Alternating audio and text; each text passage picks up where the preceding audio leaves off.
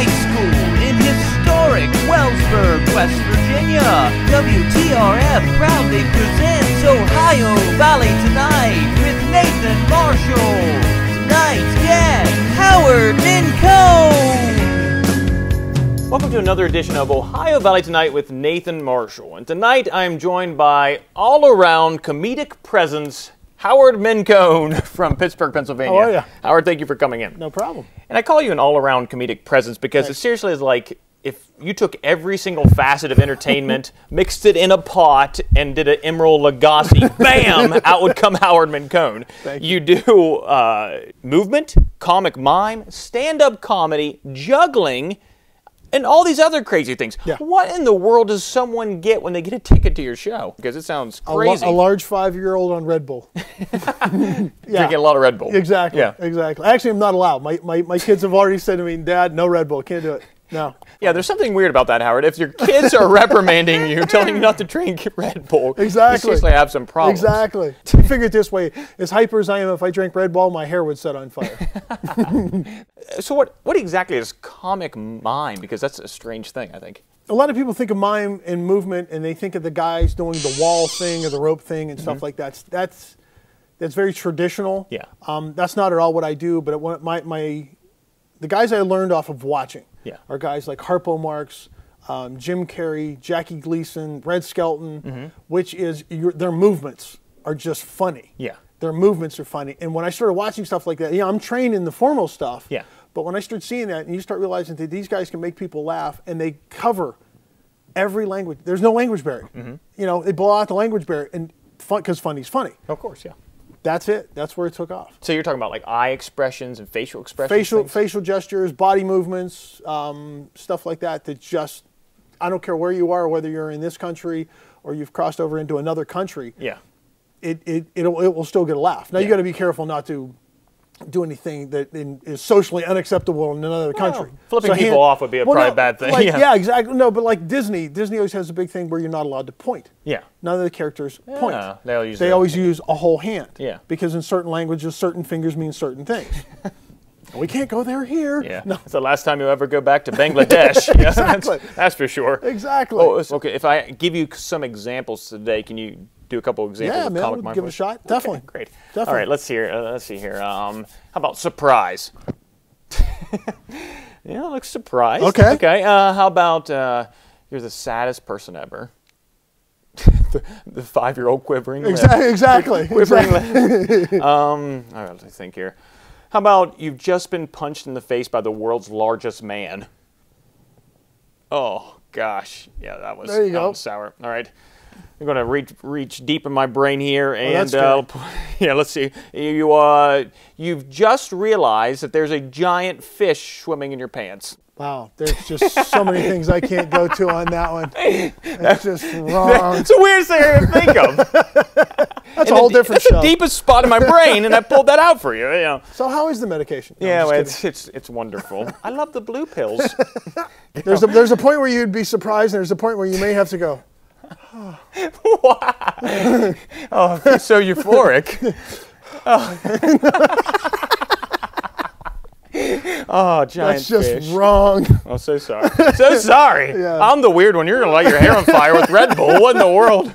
Throughout your years as a performer, you have had many juggling partners. You've had the great like Glenn Swan. You've had Mr. Immaculate Reception himself, Franco Harris. And former presidential candidate Ralph Nader. The Green Party representing up in here. Yeah. And so how can I add myself to the same list as the words juggling and Ralph Nader? That's my question. Well, if you don't have a problem with this, I'm going to teach you how to throw up in front of everybody. I would love to throw up in front of everybody. That's what I like to do. I tell people that usually when they throw up in front of other people, they're in college, but we're on a TV set. Hey, we can do that. Public throwing up. Exactly. I'm good for that. Yeah, for doing that? Yeah. Awesome. Okay. I will show you. I'm going to grab some stuff, and I'll show you how to do this. Sounds good. Okay, so what are we going to do here, Howard? All right, here's what I want you to do. You said you were right-handed. Yes. I want you to take your right hand, put your right hand around the back, in the small of your back. Great. Not my back, yours. Okay. There you go. We're not going there. Okay. So here's what you're going to do. Lower your hand just a little bit. All right. All right. You're going to throw to me like I throw to you. So you're not going to throw straight across. Okay. You're actually going to throw a little bit on a lift. You're going to throw up just a little bit higher than your head. So you're going to throw that up. Only throw when I say up. Up. Now, once you let go of the ball, up, there's absolutely nothing you can do with it, correct? Okay. Up, except catch that one. Okay. Up. Up. Oh, gosh, I can't believe I caught that. I didn't see it. I'm impressed. I didn't see it. I know, but see, what happens is your body starts to acclimate that fast. Yeah.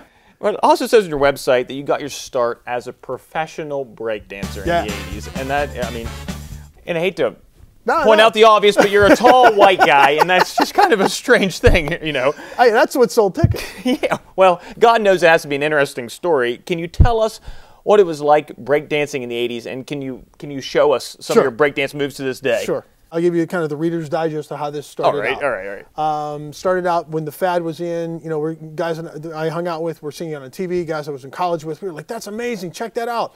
The way gangs would, instead of fighting for turf, they would basically outperform each other. Yeah, West Side Story. And that's the older version. Yeah, exactly. That's the older version, exactly. Was the fad started to wear out, I started performing more of the pratfall stuff, and part of breakdancing was martial arts and formal dance and also gymnastics. Mm-hmm. Well, you start combining all that stuff, and I started becoming like the comic end of the thing. Yeah. That's where it took off. So back it up a little bit, you know, one of the things we learned was small movement. Yeah. So if you try this, put your hand out like this. Yeah. So what you're going to do is you're going to bend at your knuckles. Okay. Okay. Bend at the main knuckle. Okay. Now instead of like that. From there, you're going to go up. Go up to where it bends right there. Okay. So your hand's going to bend, just your hand. So it bends like that. Oh, okay. So what happens is you start to do that, or you do it that way. Now, for anybody who's a fan of SpongeBob, you do the jellyfish. Yeah. So the people, oh, can you do that stuff where it goes through? And I said, yeah, sure. You can take it where you wave it, and it comes all the way through. Bring it around town. Yeah. Bring it around town. Yep. There's that fish. Yeah, no, oh, gosh. It's been in your pants. Come on, Howard. That's not even right. Yeah, the only breakdancing I can do is I dance and then I break something. That happens. That's I've been known to break a few things myself. Don't worry about it. Up. Very good. I didn't say up yet. Get into the game. Up. Up. Good. Good. Here's what the upside is. You absolutely let go of the one that you'd missed. Yeah. But you paid attention because there was another one coming in. That's a gigantic step forward. Thank That's God. really cool. So you're doing very well. I can fail and go forward. Of course. I love this game. There you go. Great. Howard, you've performed seemingly any and everywhere. Yeah. I mean, you really, you have. You performed with Robin Williams, the man with the hairiest arms in the world. Yeah. The Flying Karamazov brothers. Yep. Very good. That's crazy. Thomas the Train at Dollywood. Yeah. Gotta love Dollywood and Thomas the Train.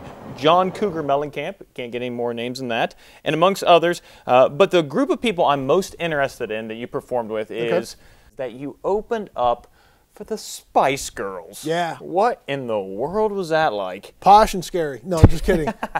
Combined, yeah. Ginger was in there somewhere. Yeah, somewhere. Yeah, you got to watch out for the ginger. Yeah. All you could smell was perfume and hairspray. No, but seriously, they were performing at what is now the first Niagara Pavilion. Back then it was the Coca-Cola Amphitheater. Mm-hmm. And I got called in to perform.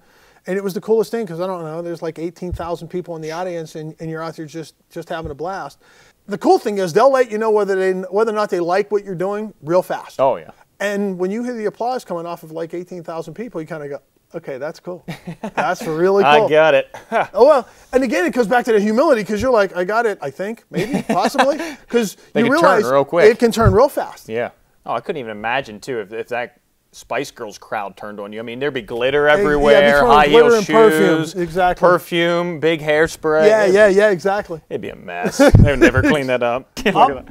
Very good. Up, up, up, up, up, up. I don't know if you know this, but you're juggling. Oh my goodness! Well, you're a member of something called the International Brotherhood of Magicians. Yeah. It's a very secret society, sounds like, which strangely sounds like the nerdiest organization or one of the all-time coolest organizations. It could be either one. Both. I mean, yeah, it might be both. Totally both. And here's why. You will get the guys who've been studying magic their whole life, like in their room. Yeah. They have no social life. They have no social skills. They just want to sit in the room and learn techniques and stuff like that. Yeah. Never get outside. Leave me alone, Mom. I have to get this spade to the back of the neck. Exactly. Yeah. They're doing card tricks, and that's what they do. Yeah. But then you get to meet some of the most amazing scientific people to people who are on every major variety show that's on television, every Tonight Show, Letterman, whatever, every cruise ship. And you get to, like I said, when you join an organization like the International Brotherhood of Magicians, the Society of American Magicians, you know, there's no qualifications. There's no there's no like secret handshake or anything like that. Yeah. But the idea is to come and hang out and learn, because the magic is that wonderment you put in somebody's eye. Yeah. Well, one of our seniors here, a Brooke High School student, Devin Burns, he has a question about the International Brotherhood of Magicians. Sure. And he says this. Okay. What is the International Brotherhood of Magicians, and how can I get in? That's an interesting question. How can you get in? Because I think it would be a very secret society. Not really. Not really. Surprisingly, what you do is if you have an disappointing. No. But again, the secret comes in this. The secret comes in, don't tell how the trick is done. Yeah. Because you remove that wonderment. Mm-hmm. Because like I said, the wonderment, you know, when you can do something and make some little kids like really smile, you can take somebody who's having a really bad day and take their mind off it for a few minutes. Boy, that's fun. Yeah. That's the magic. Yeah, that was really great. Yeah. So there's no secret handshake? No. No. Daggone it. Hey, if you want to come up with one, they'll certainly take it. Exactly. I like that one, yeah.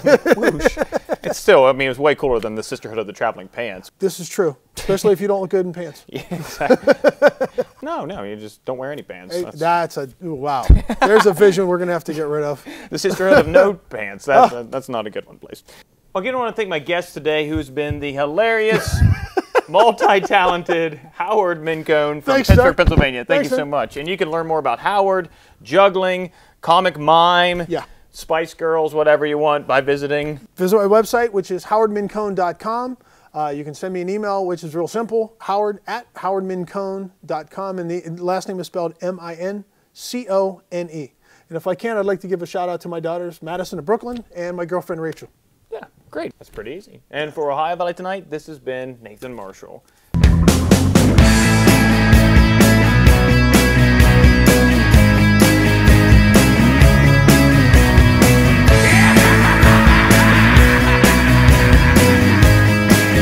What is the International Brotherhood of Magicians, and how can I get in? That's great. You growl for it, too. What? You go. Then now I'm redoing it. You can't use that one. I'm going to. No. You don't have my permission.